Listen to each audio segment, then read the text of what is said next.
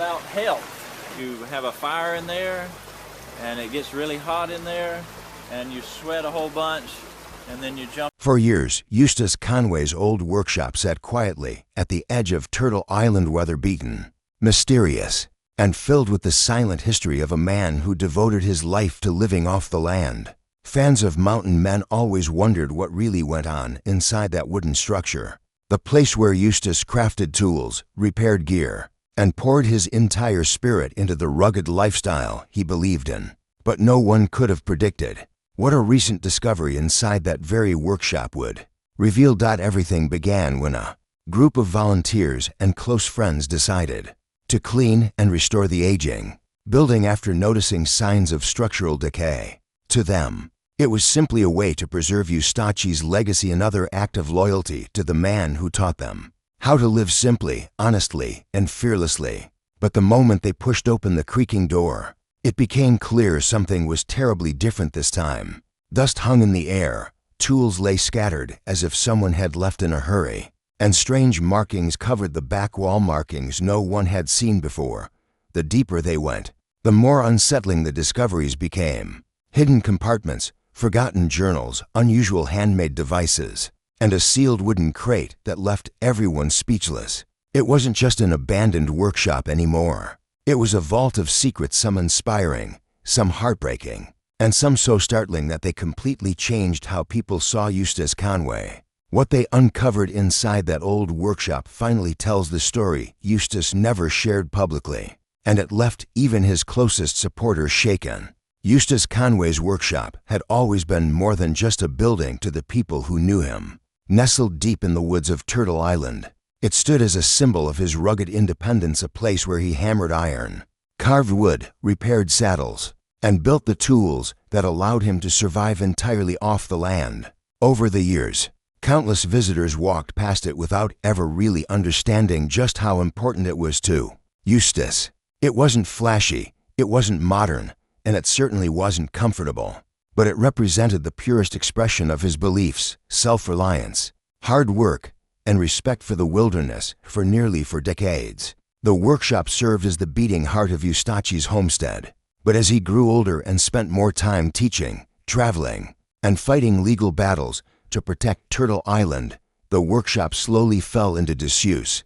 Rainstorms weathered the roof, vines crawled up its sides, and animals moved in and out as they pleased.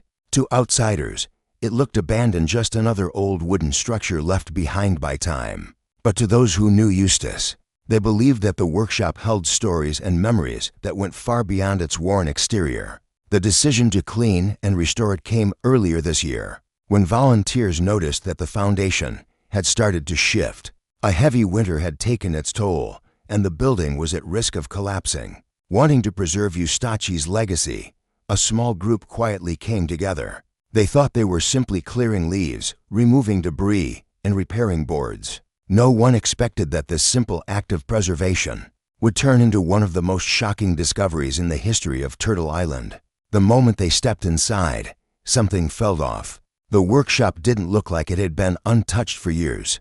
It looked like someone had left suddenly and never returned. Tools were scattered on the floor, as if a project had been abandoned midway. Shavings of wood covered the workbench, lanterns were tipped over, and at the center of the room, a handmade metal contraption stood half-finished, unlike anything the volunteers had ever seen Eustace build before. As the group began clearing the clutter, strange details started emerging. On the back wall, hidden beneath layers of dust and old tarps, were carved symbols, patterns, and markings that none of them recognized. They weren't random. They were intentional, arranged in sequences that seemed to tell a story or map something important. Eustace was known for documenting his thoughts in unique ways, but these carvings felt different, more urgent, more personal, almost like a message meant to be discovered only after he was gone. Near the carvings, tucked under a shelf, they found a stack of weather-worn journals. The pages were brittle, the ink faded, but they were unmistakably written in Eustace's hand. These weren't typical entries about day-to-day work. They contained notes about experiments, sketches of unfamiliar devices, and heartfelt reflections he had never shared with anyone. The volunteers quickly realized they had stumbled onto Something far more intimate than simple workshop notes. But the most shocking discovery came when one of the volunteers noticed loose floorboards near the corner of the room. Beneath them lay a hidden compartment, one that seemed untouched for decades. Inside was a sealed wooden crate, old but carefully preserved. The craftsmanship alone hinted that Eustace had built it himself, and whatever he placed inside, he intended for it to stay hidden. At that moment, the workshop transformed from an old building needing repair into a place filled with secrets, questions, and revelations waiting to be uncovered. Even before they opened the crate, everyone in the room felt the weight of what they had found. This wasn't just Eustace's workspace. It was the keeper of his deepest, most guarded stories. The sealed wooden crate sat in the center of Eustace Conway's old workshop, like a relic from another time. For a moment, the volunteers simply stared at it, unsure whether they were even supposed to open it. The crate wasn't locked, but it was secured with thick wooden dowels, tied with an old piece of leather, Eustace's unmistakable handiwork. Everything about it suggested intention. He hadn't tossed it aside or hidden it out of fear.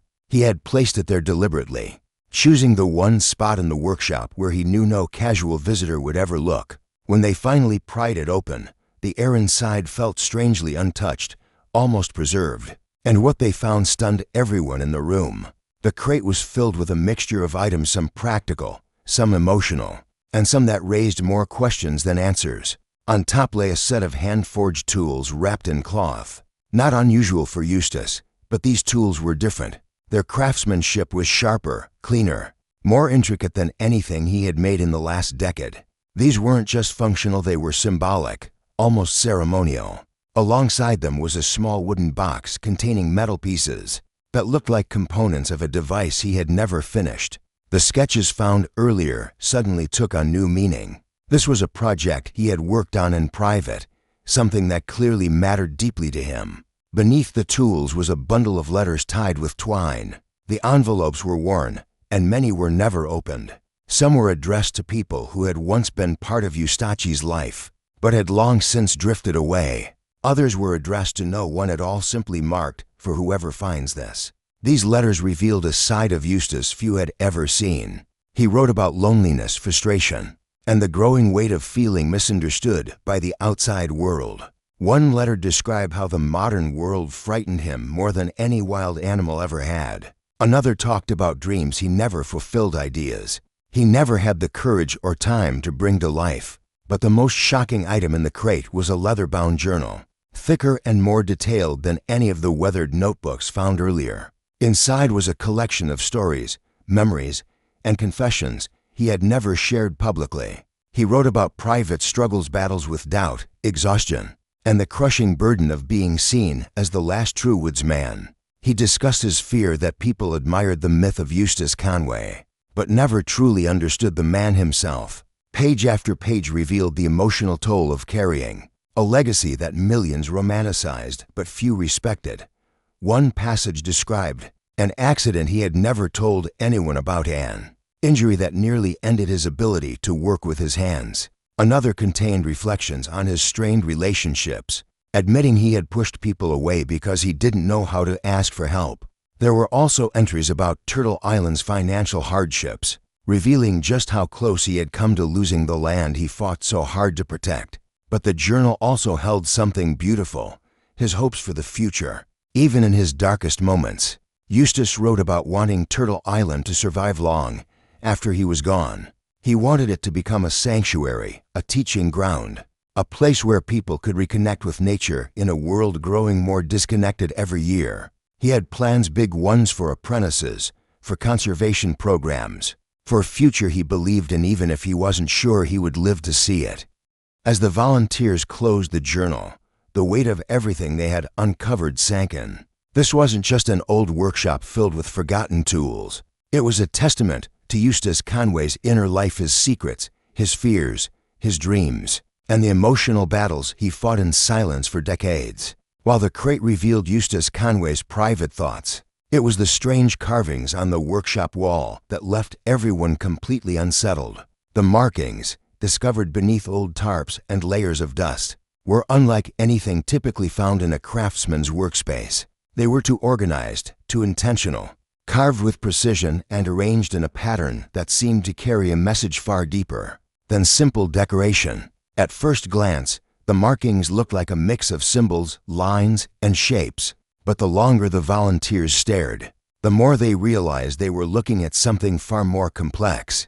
One volunteer with a background in surveying suggested that the carvings resembled topographical lines, almost like a hand-carved map. Another thought the symbols looked like a coded journal entry. Someone pointed out that certain shapes matched the layout of Turtle Island itself. Whatever the markings represented, one thing quickly became clear: Eustace had spent a great deal of time creating them, and he had done so with a purpose no one yet understood.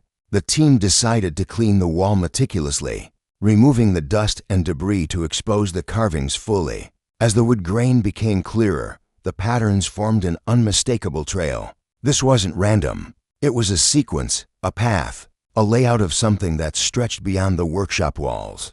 And near the center, carved deeper than the rest, was a symbol that several volunteers recognized immediately: the outline of the ridge that runs across the heart of Turtle Island. What made the discovery even more intriguing were the notes carved beside the shapes. Not words Eustace avoided writing directly on the walls, but a series of arrows, dots, and directional lines that seemed to indicate distances or movement. One volunteer compared it to an old-fashioned wilderness navigation chart, the kind used by survivalists long before GPS. Others speculated that Eustace had been mapping out something hidden on the land, something he didn't want lost or forgotten. Then came the most chilling part. Near the bottom of the wall, buried under years of grime, was a carved date. It was faint, but unmistakable. A date that matched the exact week Eustace withdrew from public life for several days years ago. An absence he never explained. None of his close friends knew where he had gone or what he had been doing. Many thought he needed rest. But now, with the carvings in front of them, they realized he may have been marking something important, something he discovered or built during that time. What made the markings even more mysterious was the presence of unusual shapes that didn't match any known symbols. One shape looked like a spiral, another resembled an animal track, but not one familiar to the volunteers. There were also clusters of dots arranged in patterns that suggested either star positions or coded measurements. The more they studied the wall, the more it felt like Eustace had created a guide for someone, maybe a future caretaker of Turtle Island. Several volunteers recalled that Eustace spoke often about the land as if it had a spirit, a memory, and secrets of its own. He believed that wilderness held knowledge modern people had forgotten. Maybe these carvings were his attempt to preserve that knowledge, or maybe they were warning signs of things he found on the land that he believed others should avoid or approach carefully. But the question at the center of everything remained: what were these markings pointing to? The journals offered hints but no concrete answers. They mentioned the ridge, the old line, and something Eustace called the forgotten place. But no one had ever heard him describe these things aloud. If this map led to something Eustace intentionally kept hidden, it meant there was more on Turtle Island than anyone realized. As they stood in silence before the carved wall, the volunteers understood that Eustace had left behind a message, one that wasn't meant for headlines or tourists. It was meant for people who truly cared about the land, people willing to understand the deeper meaning of his life's work. And now, it was up to them to figure out exactly what he wanted them to find. When the full story of what had been uncovered inside Eustace Conway's old workshop finally reached the authorities and the public, the reaction was a mixture of disbelief, concern, and a strange sense of awe. For decades, people had viewed Eustace as a rugged mountain man, a survival expert who lived by nature's rules and taught others how to respect the land. But the findings inside that dusty, long-forgotten building revealed a much deeper, more complicated chapter of his life. The workshop was no simple storage room. It was a personal archive of his struggles, fears, and the quiet battles he never let the world see. As word spread, investigators and longtime friends of Eustace began piecing together the meaning behind each hidden item, and that process painted a far more emotional picture than anyone expected. One of the most disturbing discoveries was a bundle of letters, each sealed and addressed to people who had once been part of Eustace's life, but had slowly drifted away. Some were written to family members he rarely spoke of, while others were directed to close friends he had lost over the years. Many of the letters were filled with apologies long, emotional admissions about moments he regretted, people he felt he had failed, and promises he had been unable to keep. It was shocking for fans who had always admired his confidence and toughness.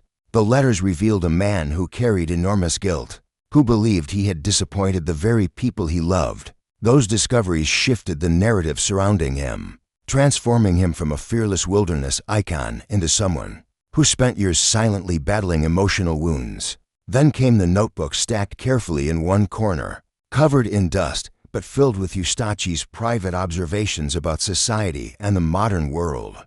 These journals were not angry manifestos or survival guides, but rather deeply reflective writings about how quickly humanity had drifted away from the natural world. In several entries, Eustace wrote about feeling like an outsider living into different eras. He confessed that while he admired technology's ability to connect people, he feared it was also destroying the deeper connections humans once had with the earth. He questioned whether his teachings were even relevant anymore, whether people truly cared about nature or were simply chasing trends. For those who had followed his life on television, these writings uncovered a vulnerability that was never shown on camera. The discovery that caused the most emotional reaction, however, involved a collection of unfinished projects, hand-carved tools, broken wooden structures, and partly assembled inventions that Eustace had started but abandoned over the years. Each piece carried a date, often accompanied by a brief note describing what he had hoped to build. But many of the notes also included sad explanations as to why the work had been stopped. Sometimes the reason was failing health, sometimes lack of time, and sometimes emotional exhaustion. The workshop had become a frozen museum of dreams he could not complete. Fans who had always admired his determination were shocked to learn how many times he had felt defeated. After examining these discoveries, close friends revealed that Eustace had never intended for anyone to see what was inside that workshop. It was his safe place, a private corner of his world where he allowed himself to be imperfect. But once the news became public, the findings sparked a new conversation about the man behind the legend. People began to realize that even someone who lived with such strength and purpose could face emotional burdens that no one else could see. In the end, what investigators uncovered in that old workshop changed the way the world viewed Eustace Conway. Instead of just a wilderness expert, he was now seen as a human being with doubts, regrets, and a heart full of unspoken stories. And while the discoveries were shocking, they also offered a rare and powerful reminder that every person, no matter how strong they appear, carries unseen struggles. For many, this revelation made Eustace's legacy even more meaningful, proving that true strength is not just about surviving the wild, but about confronting the private storms that no one else ever knew existed.